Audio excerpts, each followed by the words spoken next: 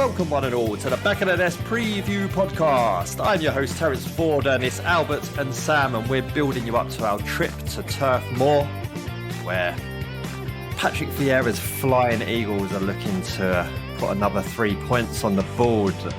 International breaks suck. Hesketh, it's such a joy to be back. I think even you could agree on that.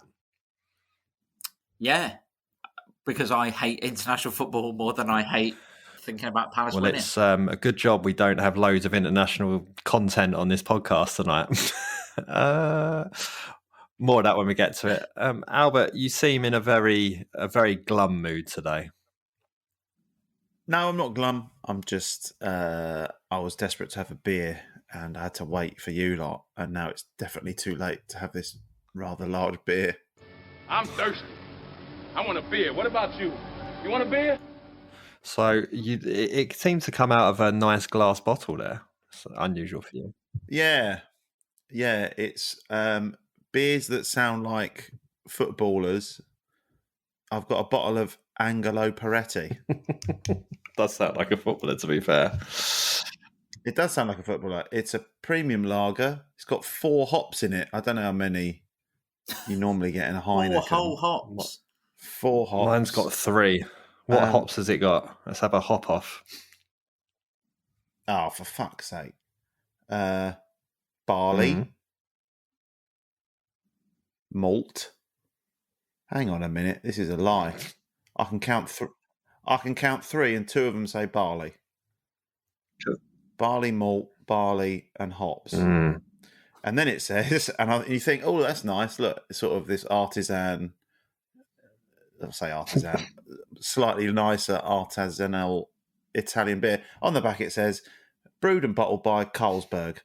Imported by Carlsberg. Livid. There you go. Mine's got Citra, Centennial and Amarillo in it.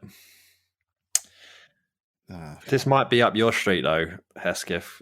It's one of the ABC breweries that were brought back for me from the City game. But it's called Alpha Pets. And it looks like it's got pictures of all the pets from people working the brewery because their names are in the background as well. And one of them it even says RIP next to it. But someone called that pet Ian. That's pretty good. There's a dog that goes to my dog's like daycare thing called Alan. Alan. He's pretty good. We had a hamster growing up called Keith. Very good. It's just something about giving animals human names, which is quite amusing. Like my scout leader who was called Jeff. He was an animal. I'm not getting into what's been talked about in the press this week.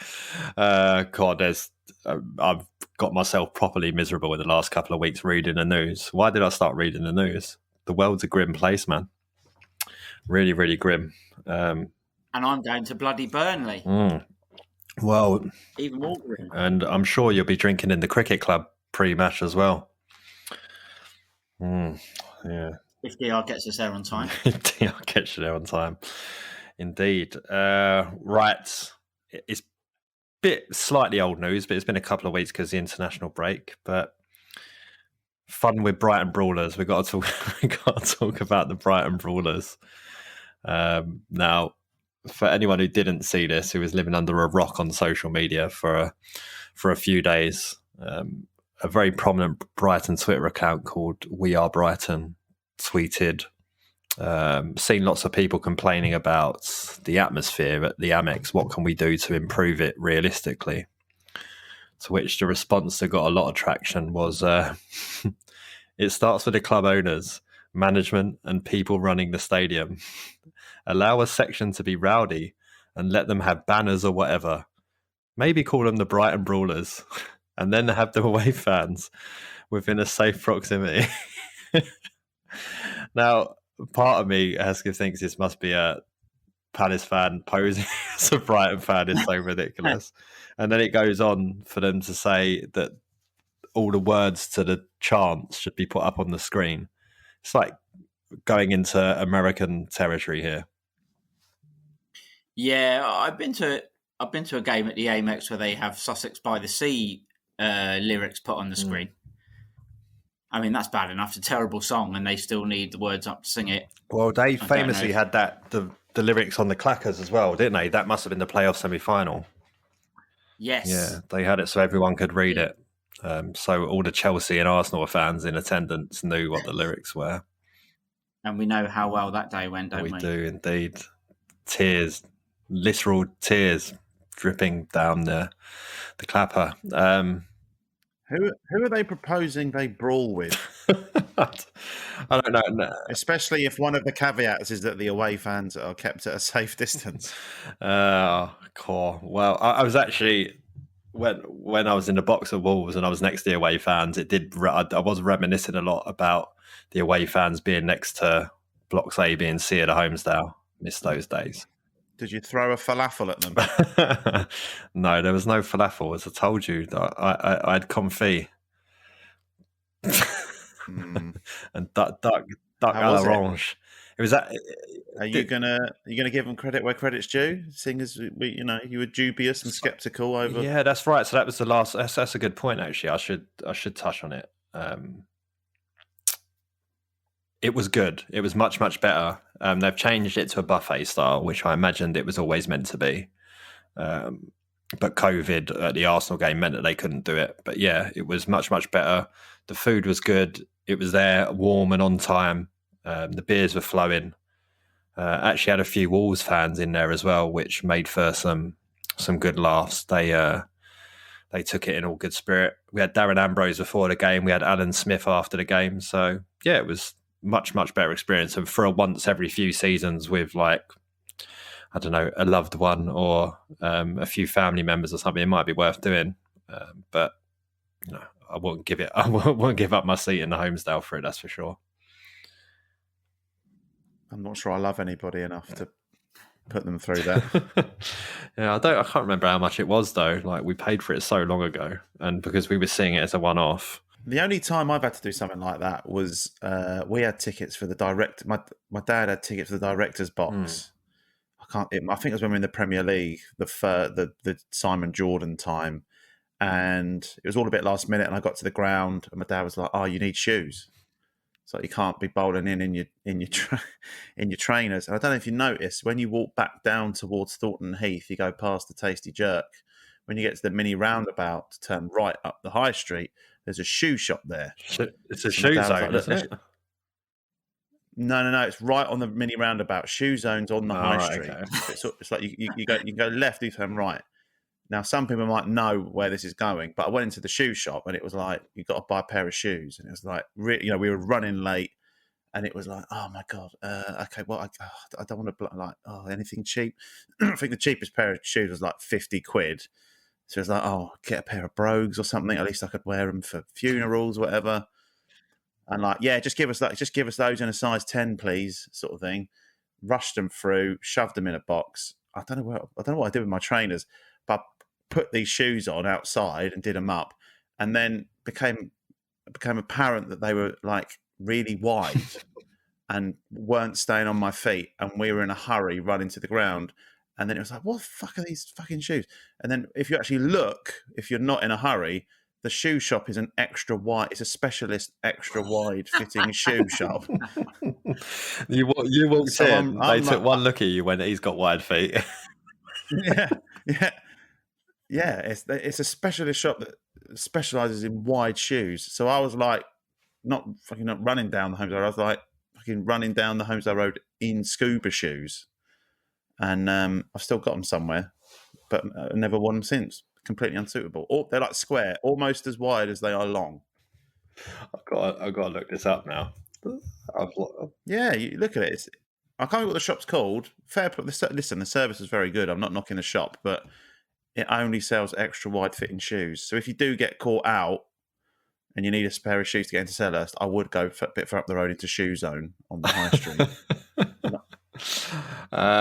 Save More Shoes.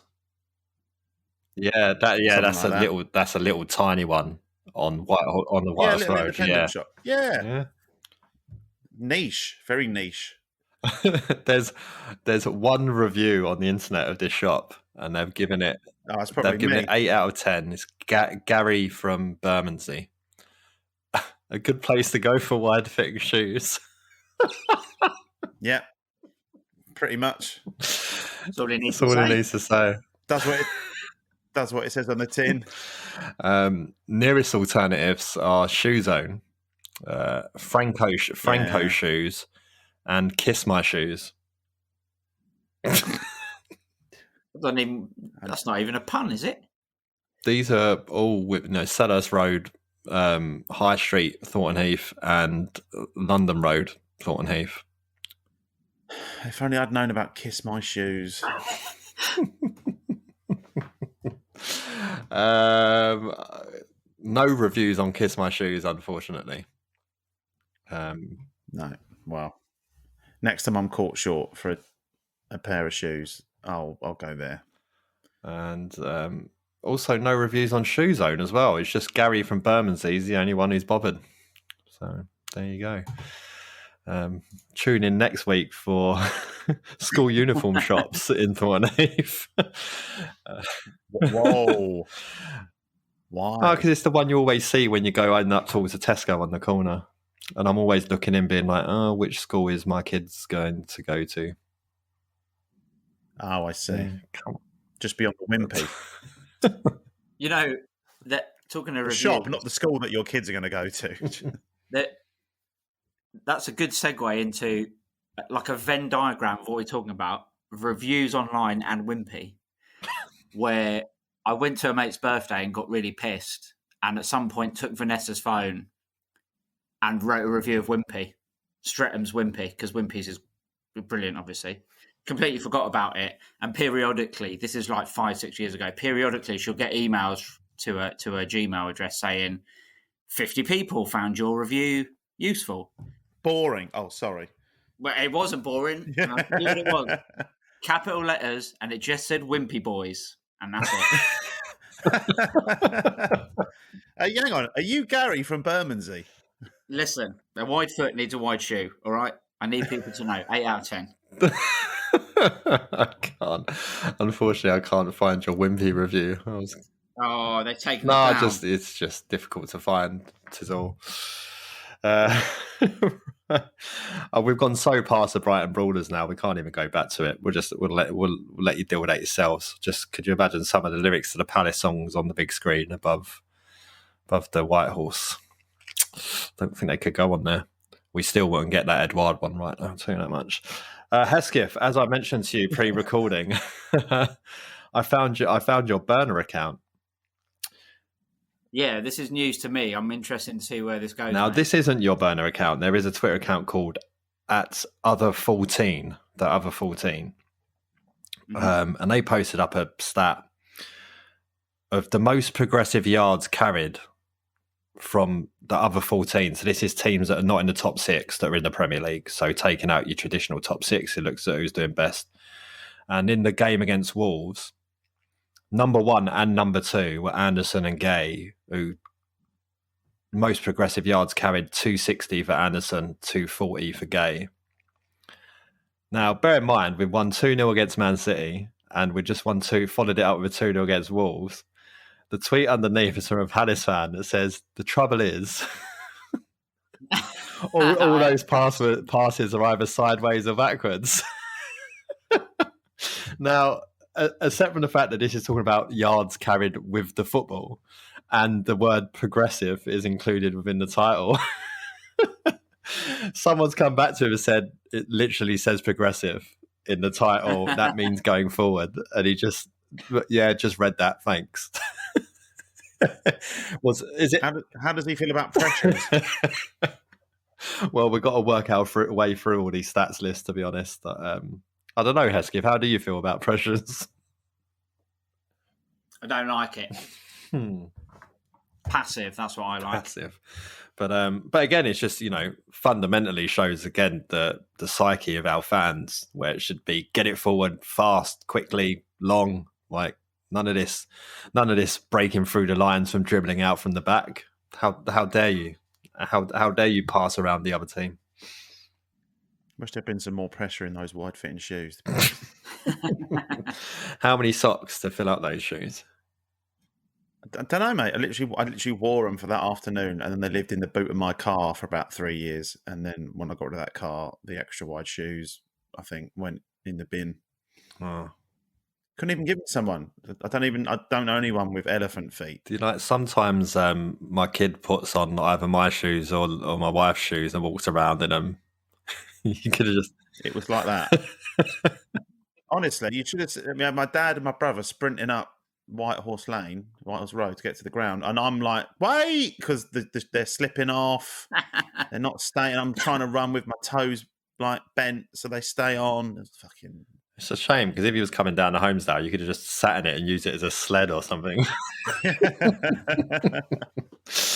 Oh dear. But someone who I imagine, no, I'm not even going to say someone who imagines got big feet, because he's a boxer. Richard Rickport, who is the Palace boxer, who's coming out to glad all over and wearing an Eagles on his shorts, is boxing for a title this week on Saturday, free to view on Sky Sports. So if you want to get behind a Palace fan, watch that on Saturday. I certainly don't. He was at the Wolves game. He was in the fan zone, taking pictures with people and signing autographs. I tweeted the club and said, "Can you send him up to the Legends restaurant?" But apparently he hasn't reached that status yet, because he didn't come up, or he saw the tweet and said, "I'm not going and talking to him." I don't know. Either or. Didn't have the right shoes. Exactly. Talking of contacts from the club, actually, I've been contacted by the club. Not this. Says I don't know how much of this I can say, but basically I've been invited in a couple of weeks to talk to representatives of an organisation as well as senior figures from the club, about some stuff that they're kind of being a bit vague about at the moment. But I think they're going into part. We hear you've got some comments on the con fee. Come and say it. Yeah, it's going to be. So I guess it looks like they're going into partnership with a company, and it's something to do with fans, and they want to get fans involved. What did they say up here? They said, as a valued supporter and key figure in Red and Blue Army. I mean, it couldn't be any more key. If you weren't key, you'd be in trouble. Yeah. I don't know. So I'll let you know how that goes when I go in. I'll be in on the 24th of November, so I'll let you know what they say. I'll put it in my diary. Yeah. All right, cool. Right, international makes a change from name dropping the BBC, doesn't it, Hesketh? I didn't write an article this week. It's international break. They weren't getting one out of me. Don't count. And I just couldn't write about Conor Gallagher again. Like, I'll be like Stan, the Eminem song, if I keep writing about Conor Gallagher. Conor, I called you, but you still ain't called. I wrote you still ain't called in. It's been international break, as we know. Some heavy Palace involvement in the home setup, which is unusual. Hesketh, 4 players starting in the England under-18s from the Palace side. I mean, hot on the heels of the academy being finished, it's already starting to show some really promising signs. Yeah, I think this is exactly what Parish would have wanted to have happened in such a quick time. You know, from having the England manager opening the new academy to Palace sort of filling up all the age groups in the next England squad. You know, but it's great that the 18s are really good. You know, it's a group of players that have been good in their age group for a few years now, I think. So it's not a surprise in terms of their talent, but it's a surprise in terms of the fact that they play for Palace and are getting recognised. So yeah, it's great. Hopefully it continues for a lot more of them. Yeah, and then also going up to under-21s level, Albert, you had Gallagher and Gay in there. And arguably both from the Chelsea academy, and if we would have had our academy 10 years ago, maybe they would have been in our academy anyway, and we would have been able to bring them through. But it's obviously resulted in a full call up for Gallagher in the absolute trouncing of San Marino, which is I suppose a good thing for him, but bad for us, maybe. Yeah, I mean, Well, go on, Hesketh. no, I was just going to say I turned on, because I don't watch international football. Like, I'll turn on when Gallagher's on, and then he hit the post, didn't he? And I was thinking, I did think, is that a blessing? No, it would have been disallowed anyway, because we then scored shortly after, and it was disallowed for a VAR decision that was just before Gallagher hit the post, so it wouldn't have counted anyway. So I'm glad he missed. But yeah, I mean, Albert, you can answer this time, I promise. I'm just rudely interrupted by the Frenchman. Yeah, in terms of our prospects of signing him, if he starts making himself a regular in and around England setup, I think that's final nails in our coffin, right? Well, I mean, listen, he started to sort of re-emerge at Chelsea a little bit, but we said the same about Loftus-Cheek, and I know sort of he went away mainly due to injury, but when he was back fit, he got shipped out to Fulham and didn't really do a great deal, but now he seems to be getting opportunities at Chelsea. I mean, Chelsea's options in midfield are ridiculous, and I know, with every year that goes by, other players get older, and players like Gallagher might have a better chance of featuring for them. But I mean, listen, it's one Chelsea fan's opinion. But when we got him on loan, I got a mate that's just like lives and breathes Chelsea and knows all the players out on loan, knows all their various squads, and he was like, he's not good. Conor Gallagher's not good enough for Chelsea. He's never going to like nail down a place. And he seemed quite convinced. I mean, he might be changed his tune now that he gets to see him actually play regular Premier League football, and he's very impressive. Obviously, we're all smitten with him. I think the biggest sticking point now is purely the asking price.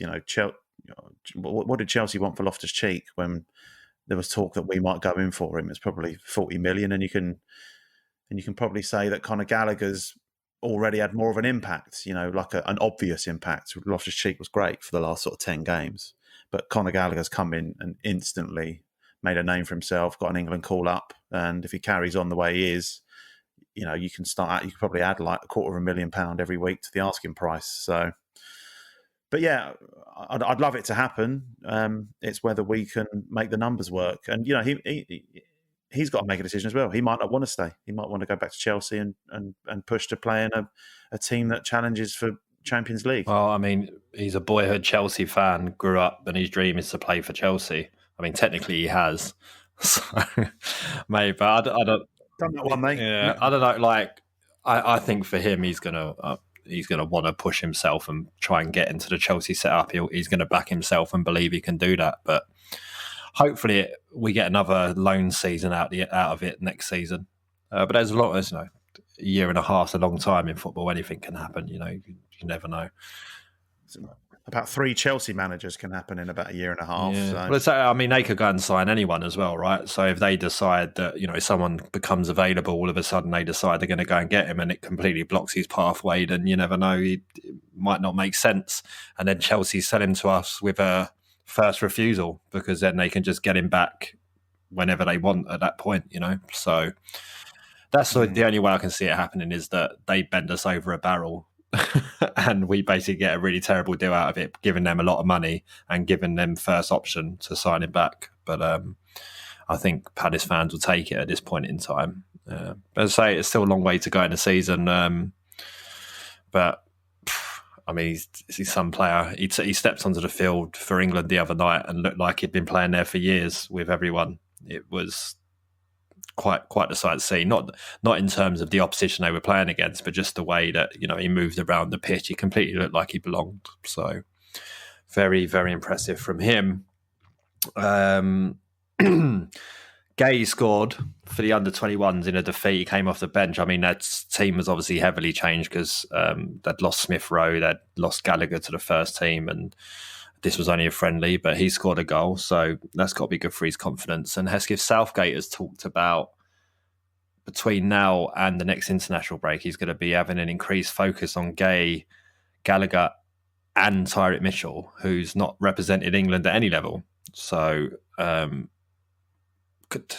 academy really rubbed off him in there, and that it's like he's even going to start looking at Tyrick. Yeah, I mean, with Gay, I see Tyrone Mings in the England squad, and I'm told by back of the nest Chris Clark that he was good last year for England. Maybe that's true, but I think Gay's a better player, and I think Gay should be in the squad ahead of him.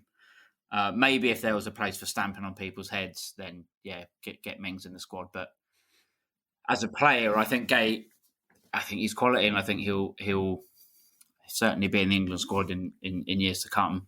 It's good to hear Turret being talked about as well. I mean, I didn't really consider him as being an England squad player just because he's not really talked about that much. He's not a guy the media seem to love, but it's really good that Southgate's mentioned him. I think the PR sort of stunt of getting him to open the academy is great anyway, but if it rubs off on getting Mitchell more eyes and potential England call-ups, and that's great too, because he's been really good this season. Yeah, it just went through that period where he just got better and better with every game. Really taken to what Vieira's trying to do, and yeah, really impressive season so far for him. I think Man United are going to be looking for new fullbacks soon. Another 55 million, 55 million will do, I reckon. We'll take Aaron Wan-Bissaka back in the exchange for like 2.5 million or whatever. Albert. I don't know. You've seen him play recently. Yeah, but you wouldn't take him back. I mean, he knows he's got basically the entire fan base against him.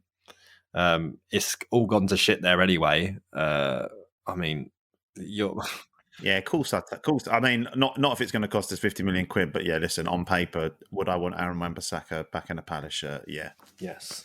Good. Let's hope it ends up another Zaha situation where you have him back for 2.5 with a few million and add-ons and a sell-on clause. We'll take it. He can be back up for Wardy. He can be back up for Wardy. He's still not been ever. Has he still called up? Not called up for England yet? Ward. Ever?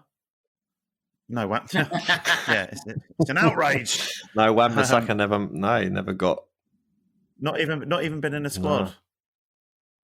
No. Come home, Aaron. Yeah, I think he qualifies for DR Congo as well, doesn't he? Who are in the? They have an opportunity to qualify for the World Cup. I think they're into the playoff stages of it. So, never know. Maybe he'll just decide because you look at right back for England. There's Kyle Walker, there's Trent Alexander-Arnold, and there's Reece James. And in the style of football England are playing, where does Wan-Bissaka get into that? I mean, I don't think he's as bad going forward as a lot of Man United fans like to make out, but he's not Alexander-Arnold or Reece James. And I genuinely think Reece James will become one of the best right backs in the world because he just has every single attribute. It's basically the only right back I've ever seen Wilf get nothing out of. Everyone else at some point in some time he's dominated them and had a really good game against them, but every time he comes up against Reece James he just gets nothing. So that I think that tells you a lot about how good he is. So yeah, I wouldn't be surprised if you see Aaron end up taking that option. Forgive me if it's not DR Congo, it's just ringing a bell in my mind for some reason, but I'm gonna check it for Aaron Wan-Bissaka. Does he DR Congo? Yeah, he does. Okay, good. And that's why you're invited to meet VIPs at Selhurst. VIPs at Selhurst. I doubt they're going to be VIPs, to be honest. But there you go. Yeah, so he represented DR Congo at under 20 level in 2015. Since then, he's played twice at England under 20s and 3 times for the under 21s, but never the senior squad. Yeah. And are you Harry Maguire though? Oh. Well, and there when you're having to play in a defence that's got him in at the moment. Now you had another reasonably successful tweet, didn't you, Albert, with Harry Maguire on it? Yeah, didn't even watch the game. Just saw the pictures and the footage and thought, I'll have that. Yeah, Harry Maguire. Best thing about that is that he's it's a relatively decent header against a relatively poor opposition. And I can't think which way round it is. First, he cups his ears as if to say, "What's that you're saying?" Like, up yours. And then about a second later, he puts his fingers in his ears, which is the complete opposite. Yeah. What's that? What you saying? What you said? No, I'm not listening. Maybe. Yeah. Come on, it's Harry Maguire. Do you want to? You've done him. Do you want to share your tweet, or do you feel like it needs the visual and people need to go and have a look? I think by the fact it's very nature. I mean, do I have to describe the photo? No, go at Malbert K on Twitter and have a look. You can't miss it. It's Harry Maguire's big head just on the feed.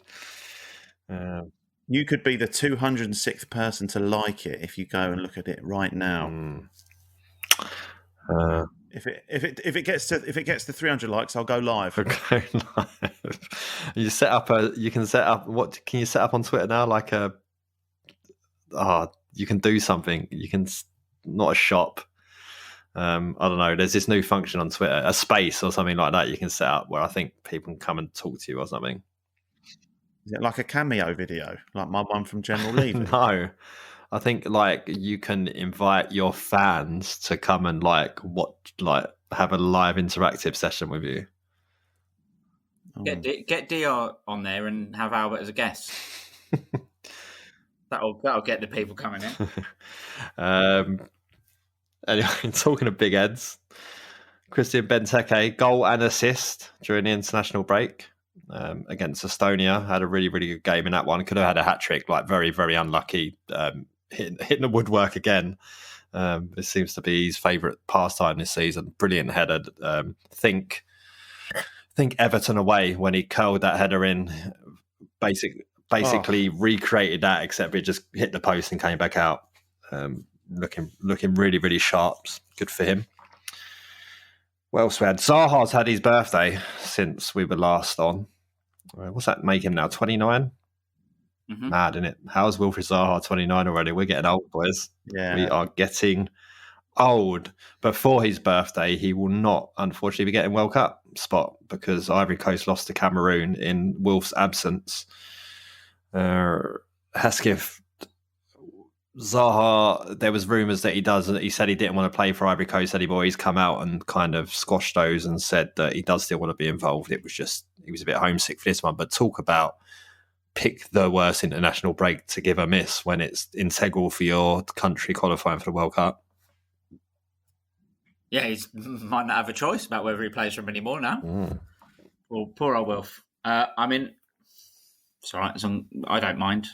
I don't mind him not going, but yeah, it's a bit of a gutter if it turns out he does want to still play for the Ivory Coast, like he says, and now they're not actually going to the World Cup. And then sadly, Jordan Ayew ended up trending on Twitter whilst playing for Ghana for all of the wrong reasons, for basically missing sitter after sitter. I think if you factor in his Ghana appearances with his Palace ones, he's like one goal in 70 or something. It's really bad. Really, really bad. Was that for Ghana? For Palace. So that was it. What was his last goal was Leeds, I think, in that 4-1. Mm-hmm. Mm-hmm. Jesus. Yep. And but again, I think Palace fans, again, you could realise, the performance he put in at Man City. We all realise that he's got a role to play at the club this season for sure. But he needs a goal. He desperately needs a goal. Someone who doesn't need goals at the moment is Sion Spence at Bristol Rovers on loan from the Palace youth team. Now, what a game this was. FA Cup first round. League 2 Bristol Rovers playing League 1 Oxford United at the Memorial Stadium, which is the home of Bristol Rovers. Rovers take the lead. Oxford equalise, goes to extra time, and in the first 3 minutes of extra time, Oxford go bang bang to make it 3-1. And then all in the second half of extra time, Sion Spence makes it 3-2. In the 110th minute, 114th minute, they equalise with an absolute stonker from the edge of the box. And then Sion Spence in the 117th minute adds a second to make it 4-3 to Bristol Rovers and advances them to the second round. Hesketh, for a young player to be out on loan like this and to grab 2 goals in such a, crazy game, which will be remembered forever by Bristol Rovers fans, this is a successful loan period for him. Yeah, it's good to see one of our players out on loan actually doing well, because we've had a few who have gone in the recent couple of years and haven't played and come back or not really pulled up any trees. But yeah, I think to go out on loan and score twice to put you through against a team in the league above in the cup is great, And I think he looked good when I saw him play for the under-23s last year, and I thought maybe he could play slightly higher than Bristol Rovers, with all due respect to them. But I'm really glad that he's gone there and he seems to be doing quite well. He's already got one other injury time winner this season, away at Walsall, I think it was. Again, they equalised in the 89th minute and then Spence scored the winner deep into injury time. So impressive from him, and even more impressive as well for this game last night for the Rovers fans. We got 2 ex-Rovers players scored against them for Oxford as well. So it's a night they'll absolutely remember. So good on Spence, and well done. Right, I suppose we should move into talking a little bit about Burnley. Can you hear the person sing? I can't hear a fucking thing. When people now ask me if I like football, I say yes, I do like football, but not Burnley. Burnley can fuck off. Which is a bit unfair on Burnley. Actually, I actually quite like Burnley away, not Burnley, but Burnley away I like. Now, there is a rumour going around that James McArthur is out injured for 3 months. Albert, how big of a miss is this if it's true?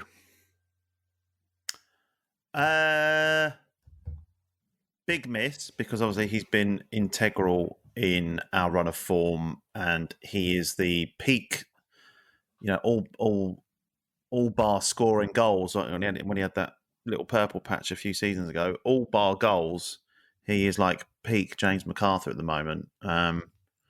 Just doing everything that he's so good at, going forward, defending, a little bit of sort of shithousing, and, has really sort of grown into the captain's armband, basically. He's grown into that. Yeah. Exactly. He's grown into a real leader of the team. Not that he's ever been a wallflower or anything like that, but yeah, he's just like, he's dragging that team forward and really leading by example. And potentially unfair in a way that someone like Luca hasn't done really, does it in a slightly different style. But McArthur's just been amazing. And if he's out for 3 months, then yes, instant reaction to that is shit, that's bad.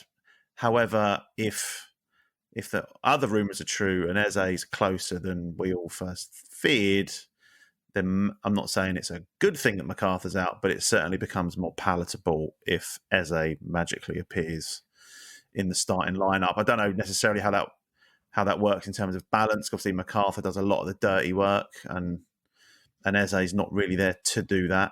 I know Roy tried to turn him into a defensive winger for his first 5 games. But yeah, listen, if McArthur's out, it's gutting. But if Eze's back, it puts a spoonful of sugar into the medicine. Yeah, I think another player that hopefully is back from a short time out, and not that he's ever really played, is Will Hughes, because apparently he was not on the bench the other week because he had a slight back strain or something. But he's the sort of player that I would see getting in the team for Jimmy if Jimmy's injured.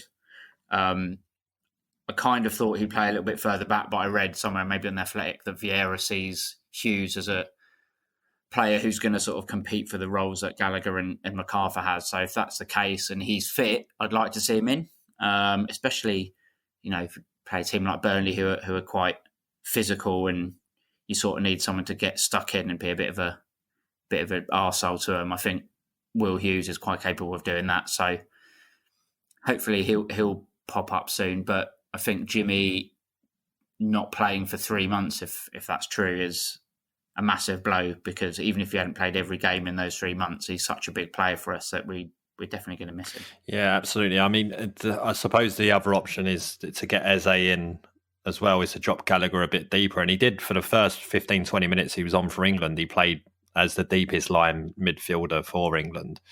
And he looks right doing it. But I really think that takes something away from him. Like he's, you want him higher up the field than that, because the way he presses and dispossesses people is really, really good. So I think you want to keep him there. But I mean, these are great problems to have, right? With, Jeff Schlupp could probably go in there and play that position as well. And you've got Hughes to come in. You've got Milivojevic. You've got Riedewald if push comes to shove. Although him trying to press in a Vieira-esque style, I'm not really sure. I was going to say, I'll let you try and shove him. But as I say, great depth within the squad now. I think the only place where we don't perhaps have as much depth as we'd maybe like is centre back, and Albert Anderson did leave international duty early, but it's not a serious injury and he should probably be all right. But you're not too fussed with Tompkins playing the odd game here and there, I'd imagine. No, not at all. I mean, James Tompkins on his day is, a fantastic centre half. He's just a very different type of centre half to Gahey and Anderson. We know that he's not going to be pinging the ball like Anderson's more than capable of. But can he come in and put in a gritty performance away at Burnley? Then yeah, of course he can. I'd be more concerned if we were away at Anfield, or I was going to say away at the Etihad, but we won there. But yeah, no, like Tompkins, if fit, is more than capable of coming in and doing a bit of a job. So as long as Anderson's not out long term, which doesn't look to be the case, then yeah. I mean, and again, it wouldn't be my first choice, but Kouyaté is always an option. I don't know how much he wants to, again, play that sort of that passing role. However, again, as a temporary fix, we've got plugs for that hole. And again, you take Kouyaté out of the midfield, and you guys have just said there's plenty of people that can come in and shuffle the midfield around. So it's nothing to worry about yet. Yeah, for sure. Yeah, I'd be a lot. Yeah, there's upside. It looks like the depth's great and the quality and depth is good. Right. Few stats before we get predictions. Burnley have failed to win 13 of the last 14 Premier League matches. True. It is true. But weirdly, they've only lost one of their last 6, including having a 1-1 draw with Chelsea just before the international break. And obviously, Palace are unbeaten in 6. So, in terms of team news for them, Aaron Lennon is out. I didn't even realise he was still there. Dale Stevens is out as well, so at least that ex-Brighton player can't score against us. I don't think Ashley Barnes is getting anywhere near the 11 at the moment. I think it's more like Wood, Cornet, who else they got there? Rodriguez and Vidra. So I think it's more sort of those are the ones who are playing in and around there at the moment. I swear Vidra's been around for about 20 years. Yeah. Well, he had that cracking season. He actually got player of the season over Murray in the promotion season, didn't he? Which was a joke. Yeah, absolute joke. But there you go. So, Hesketh, are we going to make it 7 games unbeaten? Oh, yes, we are. Whoa! But I don't think we'll win. How about that? 1-1. No, but that's still good for you. It'll be interesting to see how we play against a team like Burnley, if they are a lot more like aerial, if we're going to be all right with that, or if they just sit and defend against us. Be interesting to see how we get through it. But yeah, hopefully we'll. I mean, I don't want to go all the way up there as I have done in previous years into what is a pretty horrible place, and then get mugged off by Burnley fans on the way round the stadium after they've beaten us. But last time I went, we won, and so I'm hopeful that we can get a decent result. So, Albert, the match forecast from WhoScored.com is Crystal Palace will steal the ball from the opposition often. Crystal Palace will make a comeback if they go behind. But Burnley will control the game in the opposition's half. That sounds to me to be very, very unlikely. We'll see. And Crystal Palace will score from a wing play situation. Is that enough to give you belief that we're going to win? I don't know if it's because I've had a mouthful of Angelo Peretti. Glad you said that, not Jeff. What an image.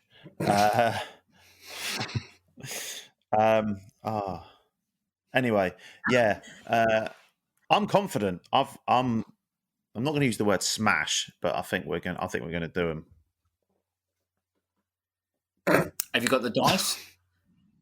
No, don't need the dice. So what's the score? The dice don't go. Let me get the dice. He's just going to add them both together and say that's a nil. 9-0. No, yeah. I think I'm ignoring the dice. I think we're going to beat them 3-0. Nice. I'm going to go for another 2-0. Worked against Wolves. Go with it. I was going to say it served you yes, well. Let's go again. Right now, before we finish, after last week, I left the beer blurb to the end deliberately. So Albert, Crystal Palace, Burnley player, someone who's played for both teams, beer blurb special. You've got a great option this week. I'm sure there's only one option. Do you want to guess, Hesketh, who it's going to be? I was scrabbling for players other than this guy who's played for both teams, but I imagine it's everyone's favourite flappy goalkeeper. Oh, I thought it was going to be Glenn Little. Go on then, Albert. Who are you gone for? You're both wrong, I'm afraid. You're both wrong, and you're going to have to work it out from the title of the beer. I've called the beer Grey Gooch. Oh. Any clues there? This won't hurt a bit, you'll say, as you buy one of these and crack it open. However, one too many, and the only crack you'll be worried about is the one appearing in your tracky bums as you unadvisedly attempt to do the split. So Gabriel Cryer played for Burnley? Yes. Come on. Where's my invite to the club? All this, you're a super fan shit. I'm not a super fan. I was going to make... Well, we know that. We know that now. See, that's ruined what I was going to say when you said it was Hennessy, and then I would say I did not see that coming. And now I can't, because you've gone for Karai. Yeah. Gabriel Karai, yeah. It was that or Adi Akinbai. Actually, so thinking about that, there's another keeper we had on loan from Burnley, wasn't there? Nico Vasson. No. Oh, no, he was on loan from Birmingham. He was like Greek or something? Yes. Yeah. Oh, there was. Why can't I think of his name? Came in and did a job as well. I seem to remember. Who's? I have no memory of Gabriel Correa playing for Burnley. That just completely. Yeah. Is it Nicholas Mikopoulos? Yes, it was. Yeah. Nicholas Mikopoulos, former Greek professional footballer. Yes. A short period. Wasn't he like... He's 51! I mean, he looks 51 at the time. But yeah, he played 5 games on loan for us in 2002, yeah. Yeah, wasn't it an emergency loan? Wasn't it like the sort of... Yeah, because would that have been around the time when we had Wassie's Chops in goal? The one who always got it, Matt Clark, had to retire early. Was that around that time? Because he was always injured. Did Matt? Do you know what? Matt Clark might have got injured or picked up the injury that he retired from away at Burnley. God, it's not a good place to keep. The Burnley keeper done himself in when we played him there a few years ago as well, and he was out for ages, and then never re-established himself back in that team because Nick Pope came in, and then that was the end for. Oh, well, yeah, Tom exactly. Heaton. And they had Joe Hart there at the same time, just picking up a wage. Just did that for a few years at the end of his career. God, we have waffled on at the end here. But there you go. So Gabble Cry, you've caught us all unawares there. Grey Gooch. And then there was just so many opportunities with Spill relating to Hennessy. Hands up, who wants one on the when we played Burnley at home. That's listen. It's all got. This is the thing I haven't thought about. Is I've got to do it all again for the return fixtures. What you've got to remember is that when we play Wolves away or Man City at home, Mark Kennedy is just there waiting, low hanging fruit, ready to be picked off. Albert's just shaking his head. Anyway, look, thanks to everybody for listening to the pod this week. Look out for the match reports on the weekend. Who knows? It might be Hambo. He has moved into a new house this week, so probably not. He'll come up with some reason why he can't do it. I will not tell you the action that Albert is doing there. It did sound a little bit dry, though. Might need to... I just had an itchy. That bit between my thumb and my first finger was just a bit itchy. That's all. Oh, so you had to frantically rub it with the index finger of your other hand. Yeah, eczema, mate. It's a killer. Very in and out motion. It's red raw now. Anyway, so look out on youtube.com/Back of the Nest for Palace Focus, and there'll be probably an away fan on there at some point this week, I think, from Twitter Clarets. We've had them on a few times in the past, so look out for all of that. We will be back next week when we'll be building you up to Aston Villa. Look at that, I know who we're playing. And then could also done Gabor Kerai for that as well. It's absolutely true. Might just recycle that one. You can't do that. Unacceptable. He's off the list. Someone new. If there's any graphic designers out there that want to mock up some of these cans with some of these beer blurbs on, hit us up. We'll pay you with some beers at games. But yeah, thanks for listening, and we'll be back next week. Until then, up the Palace.